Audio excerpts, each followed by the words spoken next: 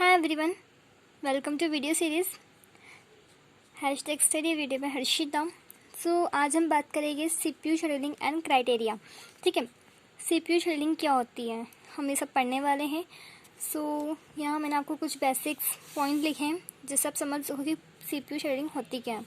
ठीक है, CPU scheduling is the process of determining which process will allow CPU for execution while another process is on hold, है ना। अगर normal सी बात करें तो हमारे पास एक प्रोसेस तो होती नहीं है, हमारी प्रोसेस कितनी होती है, n प्रोसेस होती है।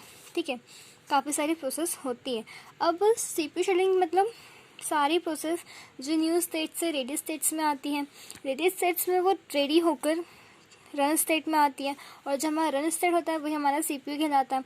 तो कौन से प्रोसेस को रन स्टेट में लाना है और कौन से प्रोसेस को एग्जीक्यूशन के लिए होल्ड रखना है ना, इसे हम कहते हैं सीपीयू शेड्यूलिंग। ठीक है, so CPU schedule one of the main part of operating system which main process on the time of scheduling, है ना। जो हमारा सीपीयू शेड्यूलर होता है वो ऑपरेटिंग सिस्टम का काफ़ी इंपॉर्टेंट पार्ट है, जो ये करता है एक मैनेजिंग का काम करता है according to time of scheduling के हिसाब से कि कौन सी प्रोसेस को पहले शेड्यूल करना है, मतलब कौन सी प्रोसेस को पहले एग्जीक्यूट करना है और कौन सी प्रोसेस को होल्ड करना है।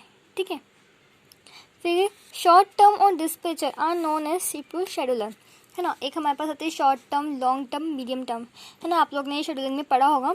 शॉर्ट टर्म और डिस्पैचर जो होते हैं वो हमारे सीपीयू शेड्यूलर के आते हैं, बिकॉज जब हमारी शॉर्ट टर्म होती है वो यह करती है शेड्यूल करती है प्रोसेस का, मीन्स जो प्रोसेस रेडी स्टेट में है उसे सीपीयू में लाने का काम करने का काम कौन करता है, हमारा शॉर्ट टर्म।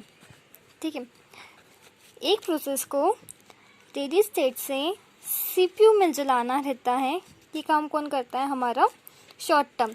ठीक है, और डिस्पैचर क्या करता है, अब जैसे प्रोसेस हमारे पास n प्रोसेस है, सो जो हमारा शॉर्ट टर्म है उसने एक प्रोसेस ला दी, दो प्रोसेस ला दी, तीन प्रोसेस ला दी। तो जो हमारा डिस्पैचर होता है ना, जो डिस्पैचर होता है वो क्या करता है, कंट्रोल करता है। कंट्रोल करता है, क्या कंट्रोल करता है कि कौन सी प्रोसेस को पहले रन करना चाहिए, कौन सी प्रोसेस को होल्ड रखना चाहिए, है ना। ये कंट्रोल करता है, मीन्स जिस प्रोसेस की प्रायोरिटी ज़्यादा होगी वो पहले रन होंगी और जिसकी कम होंगी वो बाद में रन होंगी। इस तरीके से कंट्रोल का काम कौन करता है, हमारा डिस्पैचर। ठीक है, सो यहाँ आपको एक ब्लॉक डायग्राम दिख रहा होगा, इसमें है disk, ready queue, CPU, CPU scheduler, dispatcher, long term, short term. ठीक है, जो हमारी न्यू स्टेट से रेडी स्टेट मीन्स डिस्क से रेडी क्यूज तक प्रोसेस का लाने देने का काम कौन करता है, लॉन्ग टर्म, और रेडी स्टेट से सीपीयू में लाने का काम कौन करता है, हमारा शॉर्ट टर्म। और डिस्पैचर क्या रहता है, इन दोनों के बीच में होता है, जो यह करता है कंट्रोल करता है कि कौन सी प्रोसेस पहले रन होंगी, कौन सी प्रोसेस बाद में रन होगी, और इन दोनों को हम कहते हैं सीपीयू शेड्यूलर। ठीक है, फॉर एग्ज़ाम्पल मान लीजिए P1 है प्रोसेस, P2 है। ठीक है, P1 है प्रोसेस और P2 है। अब जो हमारी प्रोसेस P1 है, ठीक है, वो क्या कर रही है, प्रोसेस हो रही है, एग्जीक्यूट हो रही है। ठीक है, जब P1 एग्जीक्यूट होगी तब P2 क्या करेगी, आईओ ऑपरेशन को परफॉर्म करेगी, है ना।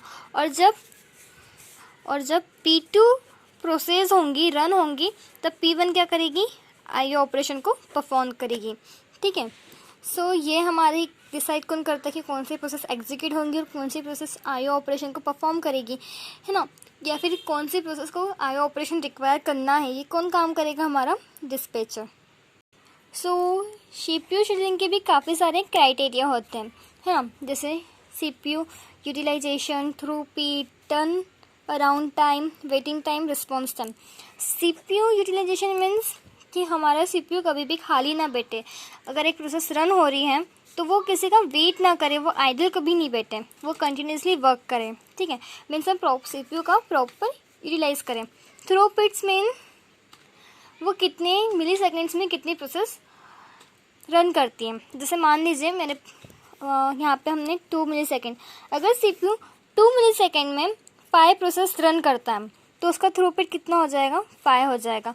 अगर वो 2 मिली सेकेंड में 10 प्रोसेस रन करता है तो उसका थ्रूपुट क्या हो जाएगा, 10 मीन्स वो कितने मिली सेकेंड्स में, कितने सेकेंड्स में, कितने टाइम में कितनी प्रोसेस रन करता है, वो क्या कहलाता है हमारा थ्रूपुट।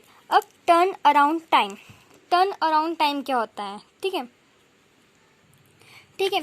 सो जो हमारा टर्न अराउंड टाइम क्या होता है, जब भी कोई प्रोसेस रेडी स्टेट में आती है ना, अब प्रोसेस P भी आई, P1 भी आई है, P2 भी आई है, P3 भी आई है, अब वो रेडी स्टेट से CPU में गई है। अब मान लीजिए जो मेरे पास प्रोसेस 3 है, उसको रिक्वायर पड़ रही है IO ऑपरेशंस की, है ना, उसका आउटपुट की रिक्वायरमेंट पड़ रही है, तो वो क्या कर रही है, वेट स्टेटमेंट में रुक रही है, ठीक है। जैसे ही उसकी रिक्वायरमेंट पूरी हो जाएगी वो वापस आ जाएगी रेडी में, ठीक है। देन वो वापस यहाँ आएगी, तो वो कितनी बार टर्न अराउंड टाइम करती है, ये हमारा कहलाता है टर्न अराउंड टाइम। एक प्रोसेस कितनी बार टर्न करती है, ठीक है। वैसे तो प्रोसेस को टर्न नहीं करना चाहिए, वो कम से कम ही टर्न करे तो बेटर होता है। सो ये हमारा होता है टर्न अराउंड टाइम।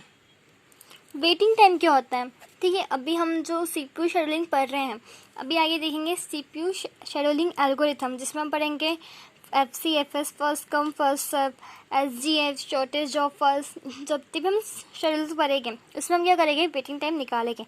अब वेटिंग टाइम कैसे निकालते हैं, ठीक है। तो वेटिंग टाइम निकालने के लिए हमें चाहिए रहता है टर्न अराउंड टाइम, और उसके बाद चाहिए हमारा ब्रश टाइम, एग्जीक्यूशन टाइम, ठीक है। ब्रश टाइम भी कह सकते हैं, एग्जीक्यूशन टाइम भी कह सकते हैं। इन दोनों को माइनस करके हमारा वेटिंग टाइम निकाला जाता है, ठीक है। वेटिंग टाइम मीन्स कि प्रोसेस कब तक अपनी रिक्वायरमेंट पूरी करने के लिए वेट करती है। रिस्पॉन्स टाइम, है ना, अगर नॉन प्रिमिटिव की बात करें, चलो अपने जब प्रिमिटिव और नॉन प्रिमिटिव की बात कर ही रहे हैं तो इसे देख लेते हैं।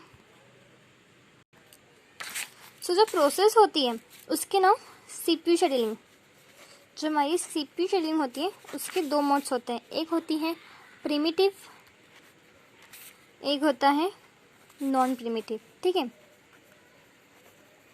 अब जो हमारा प्रिमिटिव होता है ना, प्रिमिटिव में जब भी हम कोई प्रोसेस CPU में डाल देते हैं, जब भी हम कोई प्रोसेस CPU में डाल देते हैं, ठीक है।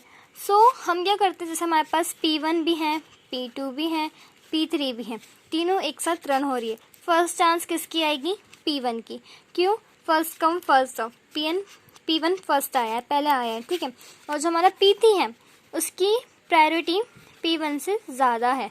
सो हमें P3 की रिक्वायरमेंट जल्दी है, हमें P3 पहले चाहिए, तो हम क्या कर सकते हैं, P1 को स्टॉप कर सकते हैं और P3 को रन करवा सकते हैं, है ना। अगर कोई प्रोसेस CPU में डाल दें, अगर कोई प्रोसेस हम CPU में डाल दें, सो उसे रोक कर अदर प्रोसेस का स्टार्ट करना, मीन्स जैसे में हमारी P1 प्रोसेस थी, इसको हमने खींच लिया, उसको स्टॉप कर लिया, इसको निकाल दिया, है ना, निकालना खींचना, इसी को हम कहते हैं प्रिमिटिव। हमने P1 को निकाल दिया और P3 को रन करवाया, इसे कहते हैं हम प्रिमिटिव, ठीक है। अब नॉन प्रिमिटिव क्या होता है, प्रिमिटिव समझ में आ गया होगा, तो नॉन प्रिमिटिव काफ़ी ईजी है। नॉन प्रिमिटिव नथिंग, है ना, अगर हम कोई प्रोसेस CPU में डाल देते हैं, है ना, अगर हम कोई प्रोसेस CPU को दे देते हैं रन करने के लिए, एग्जीक्यूट करने के लिए, कंपाइल करने के लिए, तो जब तक वो प्रोसेस रन नहीं होती, एग्जीक्यूट नहीं होती, हम उसमें कोई भी चेंजेस नहीं कर सकते, मीन्स हम वो प्रोसेस वापस नहीं ले सकते, इवन उसकी प्रायोरिटी हायर हो या लोअर हो, डजेंट मैटर। बट अगर हमने CPU को दे दी, इट्स मीन्स दे दी, CPU उसको रन करेगा, उसके बाद ही हम कुछ कर सकते हैं।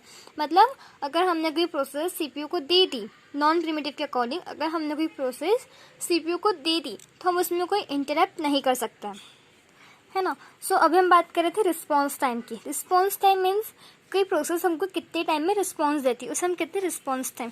और अगर हम नॉन प्रिमिटिव के थ्रू बात करें, तो जो हमारा नॉन प्रिमिटिव के थ्रू हम बात करें, तो जो हमारा वेट टाइम होता है और जो हमारा रिस्पॉन्स टाइम होते हैं, वो दोनों क्या होते हैं, इक्वल होते हैं, ठीक है। ये दोनों हमेशा क्या होंगे, इक्वल होंगे। कोई भी न्यूमेरिकल आप करोगे और नॉन प्रिमिटिव होगा, तो हमारा वेट टाइम और रिस्पॉन्स टाइम क्या होगा, इक्वल होगा, ठीक है। Thank you.